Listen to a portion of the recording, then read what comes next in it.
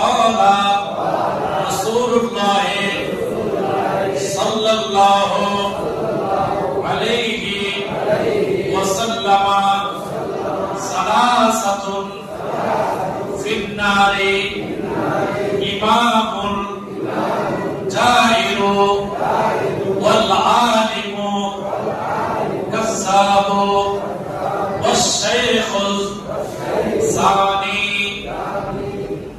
আমার নবী বলেন, উম্মত শেষ জামানার মধ্যে তিন ধরনের মানুষ আছে, যে সমস্ত তিন প্রকারের মানুষ তারা জাহান্নামের মধ্যে যাবে। তিন ধরনের মানুষ জাহান্নামে যাবে।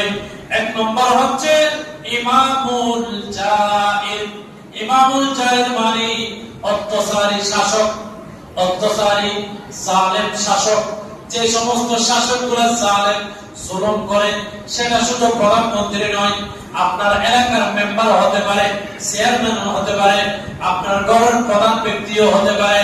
এই সমস্ত মানুষগুলা যারা মানুষের কাছে মানুষের সাথে জুলুম করে, ওই সমস্ত জালেমগুলা এক নম্বরে জাহান্নামের মধ্যে যাবে। জোরে বলুন নাউজুবিল্লাহ। দুই নম্বর আমার নবী বলেন ওয়াল আলিমুল কাসাব।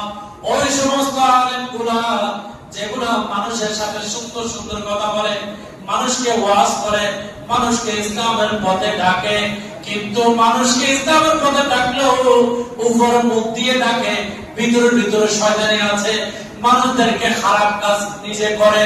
ওই সমস্ত ব্যক্তিরা আমার নবী বলেন ওয়াল আলিমুল কাসাব। মিথ্যাবাদী আলেমরাই জাহান্নামে হবে। জোরে বলুন নাউজুবিল্লাহ। কতগুলো আলেম আছে, কতগুলো বক্তা আছে, সব সময় আর হামেশা মিথ্যা কথা বলে, অনেক ধরনের কথাবার্তা বলে। যে সমস্ত কথা আমার নবী বলে নাই, ওই সমস্ত কথা বলে যে আমার নবী এমন বলেছেন, আল্লাহ এমন বলেছেন, রাসূল এমন বলেছেন, এই ধরনের আসামিসা কথাবার্তা বলে। ওই সমস্ত ব্যক্তিরা জাহান্নাম পাবে। আমার নবী বললেন ওয়াশ-শাইখুস সানি। তিন নম্বর হচ্ছে বৃদ্ধ, জেনাখোর বৃদ্ধ। কতগুলো মানুষ আছে তারা বয়স্ক হয়ে গেছে, তারপর জেনার মধ্যে লিপ্ত আছে। জোরে বলুন নাউজুবিল্লাহ। চোখের জেনা, মহিলাদের দিকে তাকানো, খারাপ কাজের দিকে দেখা, এটা একটা জেনা। আপনার সামনে কোন একটা বেগানা মহিলা পড়ছে, সাথে সাথে আপনাকে চোখ ফিরাই ফেলতে হবে। এখন তো কতগুলো মানুষ আছে, বেগানা মহিলা হলো, সুন্দর একটা মহিলা দেখলো, তার সাথে সুন্দর সুন্দর কথা বলতে চায়। কেন আসছো, ভক্ত কি অবস্থা, আসা কিছু হতে ভালো আছে বা খাইনি, এ ধরনের কথাবার্তা হয়। ওই মহিলাগুলো সম্পর্ক করতে চায়, কথাবার্তা হয়ে গভীর হতে চায়। জনগণের হন নাউজুবিল্লাহ। এটা লাই মহিলার উত্তম বাঁচতে চেষ্টা করবে। যৌন মেয়ে, স্ত্রী, এদের সাথে সুসম্পর্ক রাখবে।